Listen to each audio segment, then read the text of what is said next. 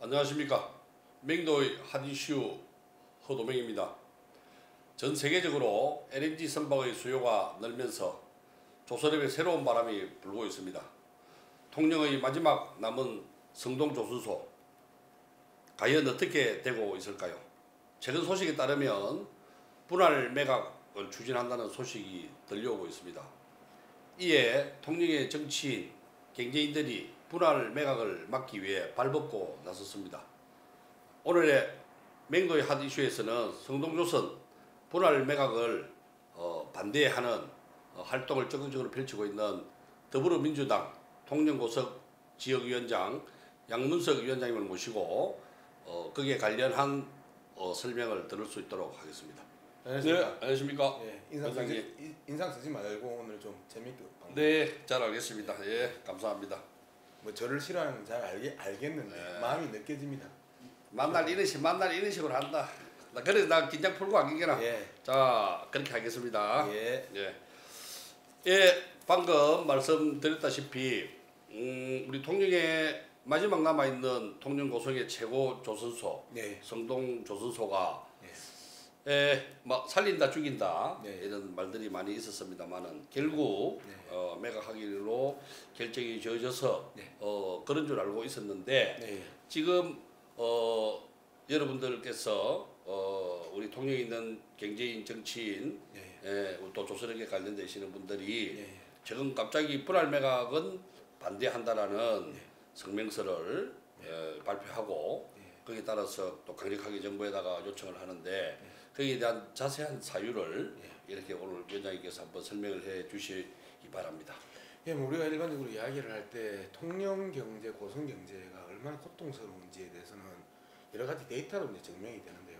첫 번째, 전국 고용률 꼴찌, 실업률 전국 2위, 그다음에 비공식 집계이나 우리가 많이 이야기하는 이혼율이 전국 1위라고 이야기를 합니다.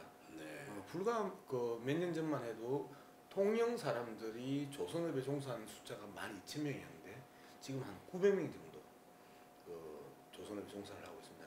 사실상 경제가 왕창 무너졌다. 왕창 무너졌다. 그리고 그 경제가 무너지면서 미치는 여파가 채소 공동체 단위라고 하는 가족을 무너뜨리고 있고, 그러면서 이혼율이 늘어나고, 그다음에 편부 자녀들이 이제 확산되고 있는 정말 최악의 경우인 것 같습니다. 네. 그래서 이러한 조선산업 상태를 강 건너 불구 구경하듯이 통영 시민들이나 통영의 정치인들이 할 수는 없는 거고, 그래서 상공회의소하고 어쨌든 더불어민주당 통영고성 지역위원회하고 이제 직접 한 2개월 동안 맨발로 이제 뛰기 시작을 했고 조금씩 좀 성과가 나오는 것 같습니다. 네.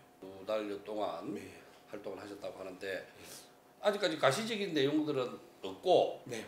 단지 지금 현재로 오늘 21일 날 도청 프레스센터에서 성명서를 발표한 내용이 성동조선의 분할 매각을 반대한다. 네. 왜 분할 매각을 반대하는지. 그러면 그러면 매각하는 것은 인정한다는 건가요? 자, 이제 좀 정리를 해볼 필요가 있는데요. 현재 성동조선은 60만 평이 1야드, 2야드, 3야드로 나눠져 있고, 3야드는 현대 산업개발에서 LNG 발전소로 이제 이미 매각이 됐습니다. 그런데 메인이 2야드고요. 1야드, 2야드가 같이 있어야 조선소로서의 기능을 유지를 할 수 있거든요. 이제 1야드는 기자재 관련 업체들과 협력 업체들이 대거 들어오고 2야드는 말 그대로 이제 배를 건조하는 공간이기 때문에 1야드와 2야드는 쪼개면 사실상 조선소 기능이 없어지는 겁니다. 그리고 그러면 조선소 그걸 쪼개는 순간에 이거는 이제 부동산이 돼버리는 거고, 부동산 투기적 성향을 띌 수밖에 없는 상황이 돼버리는 거고, 그다음에 크레인이나 이런 것들은 이제 고철값으로 팔아야 되는 이제 이런 현상이거든요. 수천억을 들어서 조성했던 안전공단이 또다시 아주 헐값에 부동산 업자에게 넘어가는 면서 조선 기능이 없어진다. 이건 말이 안 되는 거 아닙니까? 자, 그리고 지금 시점에서 그러면 미래가 없는데 그거라도 땅이라도 팔아서 그 수출입은행은 이 손해 본 거 이좀 보전해야 된다. 보전하고 하는 게 맞지 않냐라고 이야기를 하는데 어쨌든 뭐그 시청자 여러분들이 많이 알다시피 지난 5개월 동안 매월 이 선박 수주량이 이제 세계에서 네. 1등을 했고 네, 네. 그리고 하반기 들면서 종합적으로 이제 세계 1위의 이제 선박 수주량을 이제 기록을 했습니다. 네. 그리고 제가 그러니까 이제 내년부터는 그 사실상 물량이 상당 부분 올 가능성이 높다. 예를 들면 대우조선해양 같은 경우와 그 삼성중공 같은 경우 중국의 조선소를 가지고 있습니다. 직영 조선소를.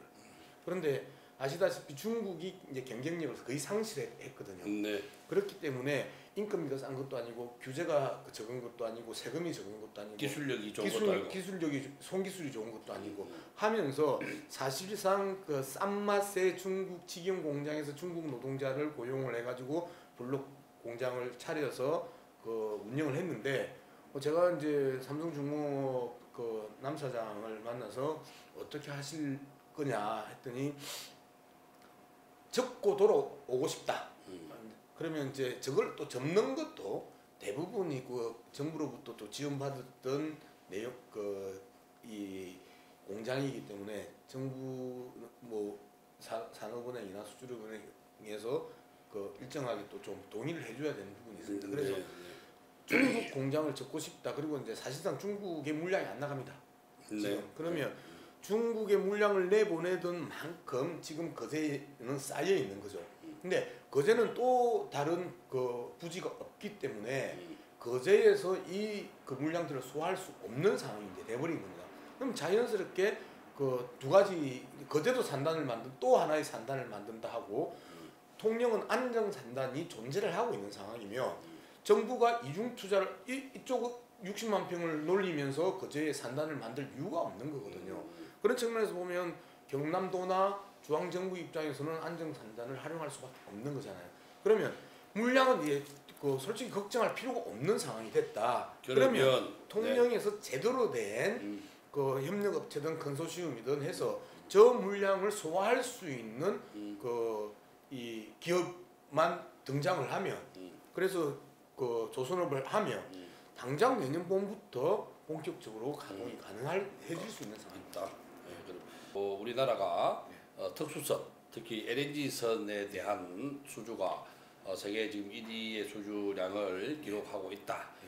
그러면 또 조금 의구심이 가는 내용도 있기는 있습니다. 지금 현재로 정부에서도 지금 LNG선 또 벙커링 선박 등 그진 뭐한 3조 약 한 4조 가량 정도의 지금 계획을 세우고 있는 것 같습니다. 대형 3사를 중심으로 해서 그러한 특수선 LNG선을 발주를 내는데 충분히 우리 성동조선소가 1야드, 2야드를 가지고 이런 대형 선박들을 건조할 수 있는 그 역량과 충분히 부지가 되는가요? 예, 현재 이 어제 조선산업 활성화 대책 이제 정부 발표로 나왔고요. 그다음에 이제 정부에서 발주하는 것과 민간에서 발주하는 것들을 통해서 소형 조선소 중심으로 어제 이제 정부 대책이 나왔거든요. 그러면 지금 그 성동조선이나 그 중대형 조선소는 외국에 있는 선주들에게 수주를 따와서 RG를 받아서 그 공사를 하고 나중에 이제 돌려받는 구조잖아요.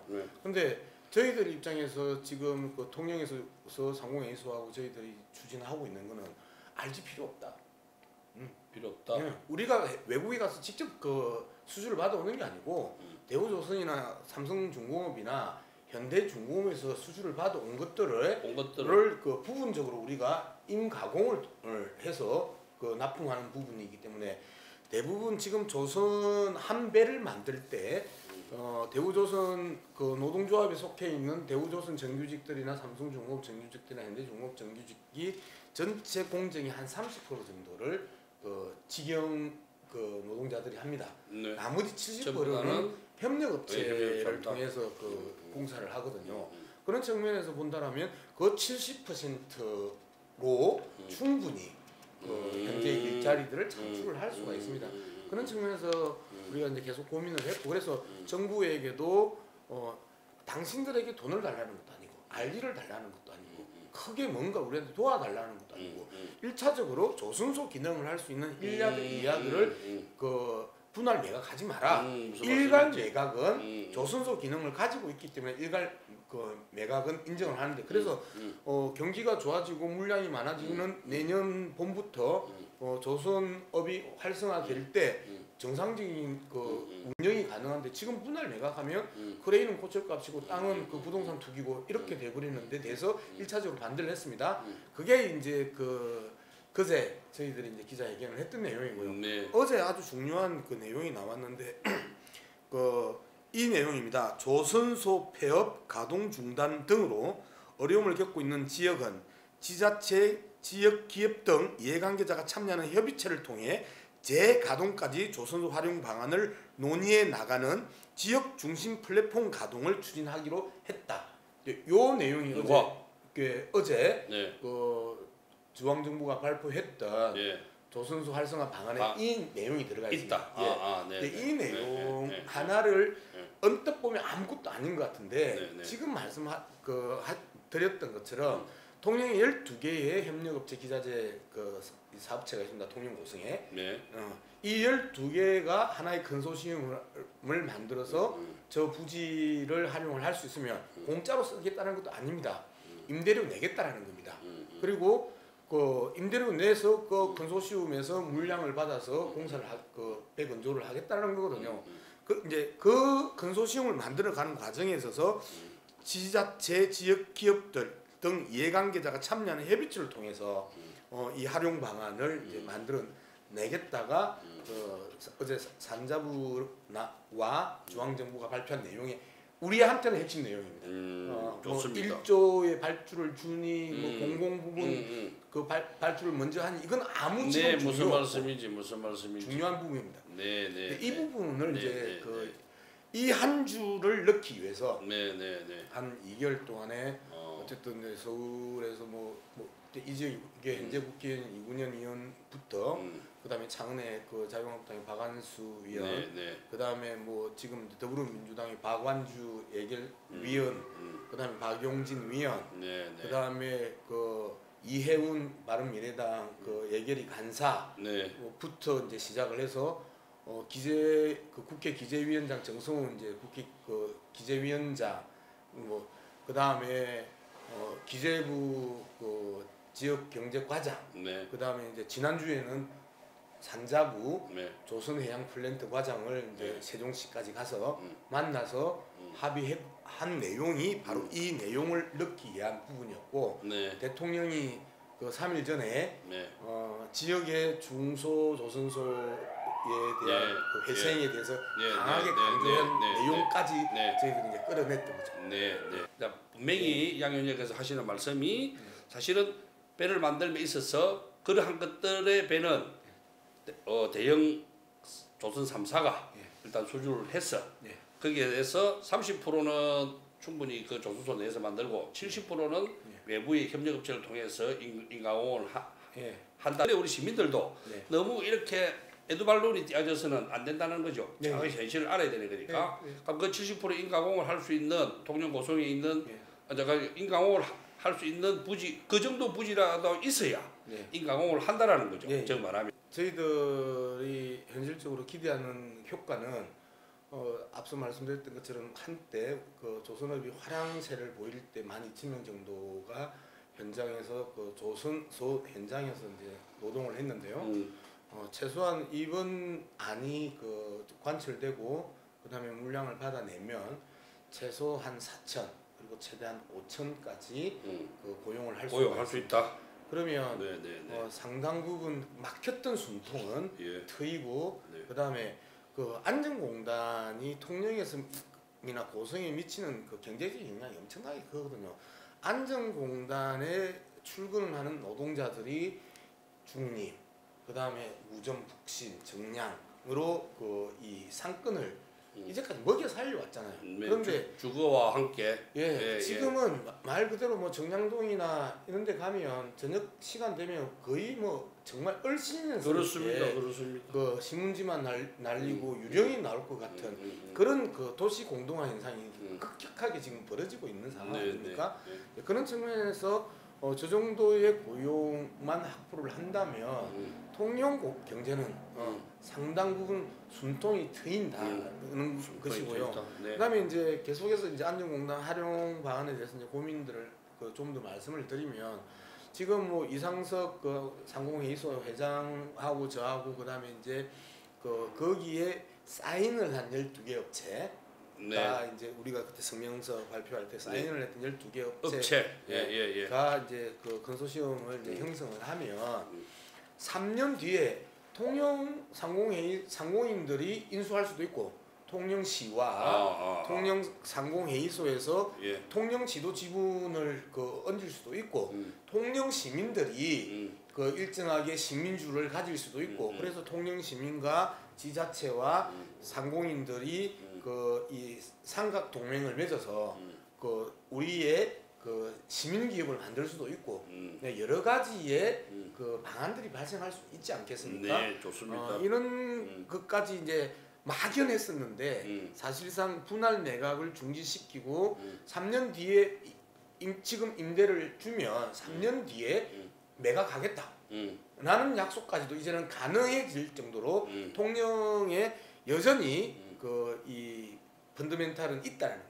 좋습니다. 예. 그러면 이번에 성명서를 발표한 내용대로 12개 업체뿐만 아니라 우리가 경제계나 정치계나 행정에서 보정을 써서 하여튼 일단 성동조선의 부지를 다른 사람한테 팔지 말고 일단 우리한테 좀 주라. 막 임대로 해서 주든 어떻게 해서 주든 그럼 우리가 지금 현재로 조금 보존돼가는 이 조선 경기에 힘입어서 우리가 그것을 충분히 공장으로서 활용하면 어떻게 합니까? 뭐라고 합니까? 그렇게 봐주겠답니까? 이제 예를 들면 이제 산자부의 조선해양 플랜트 과장 같은 경우에는 그렇게 이야기를 했습니다.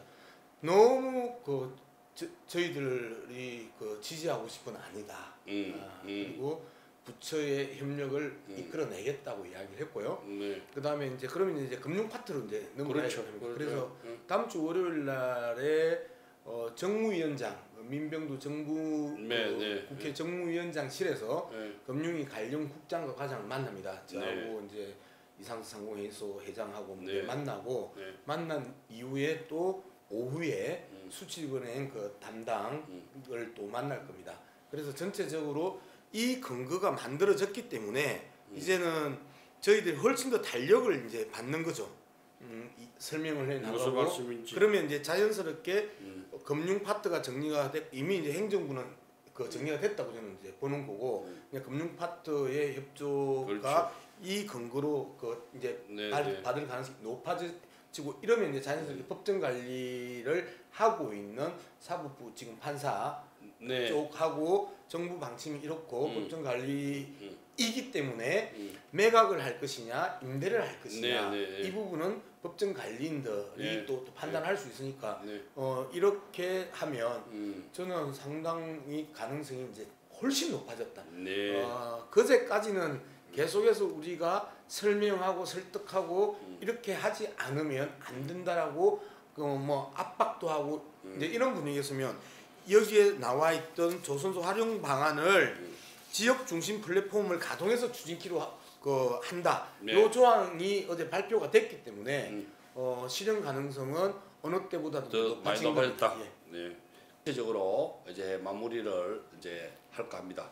우리 양무석 위원장님 이야기를 들어보니까 그동안 저희들이 몰랐던 내용들을 상공회의소 이상석 회장을 비롯해서 우리 옆에 앉아 계시는 더불어민주당 통영고성 지역위원장님, 또 우리 통영시장님, 자유한국당 이구는 국회의원님, 또 우리 강혜원 통시의회 의장님을 비롯한 통시의회 의원님들 다수 사진을 보니까 다 가서 참석하셔서 성명서 발표를 하시는데 동참하시고 하신 것을 봤습니다. 그래서 저희들이 갑자기 상세한 내용을 알기 위해서 같이 열심히 이렇게 뛰어다니신 양무석 위원장님을 모시고 거기에 대한 내용을 상세하게 다 잘 들어봤습니다. 현재 집권여당의 또 그런 또 지역위원장으로서 역할에 대해서 개인적으로 너무 감사하게 생각하고 우리 동시 시민들도 지금 뭐 방금 말씀하시는 대로 각 부처 관계 기관에서 이러한 내용들을 잘 참고하시어 조금이나마 또 다시 살아날 수 있는 방법을 강구해 주시기를 또 간곡히 또 바람하지 않고 앞으로도 계속 더 노력해 주시기 바랍니다. 예, 뭐 개인적으로 보면 절박했고요. 네. 그리고 이 꺼져가는 불씨를 살려야 된다는 게 정말 이 지역에 너무 필요한 상황이었고 해서 통영시청 그다음에 이군현 의원 정당을 따지지 않고 그다음에 그 이데올로기를 따지지 않고 함께 도와달라 같이 하자라고 했고 이군현 의원이나 강석주 시장이 적극적으로 또 도와줬고 그리고 지난번 또 기자회견 할 때는 통영시 의회가 전체적으로 또 함께 힘을 실어줌으로써 통영에 대한 그 절박함들을 표현했고 그 다음에 중앙정부가 받아줬고 이후에 좀 더 구체적인 성과를 내기 위해서 또 절실한 마음으로 뛰겠습니다. 양문석 위원장님의 말씀을 들어보니 너무 기대가 큽니다. 이런 초당적인 또 우리가 범시민적인 이런 차원에서 다 같이 노력을 하게 되면 우리 통영시는 옛 명성을 찾을 수 있을 것이라고 생각합니다. 오늘 이 시간 이렇게 시간 내주셔서 또 상세하게 설명해 주시고 또 많은 노력을 해 주심에 또 감사를 드립니다. 오늘 대단히 감사합니다.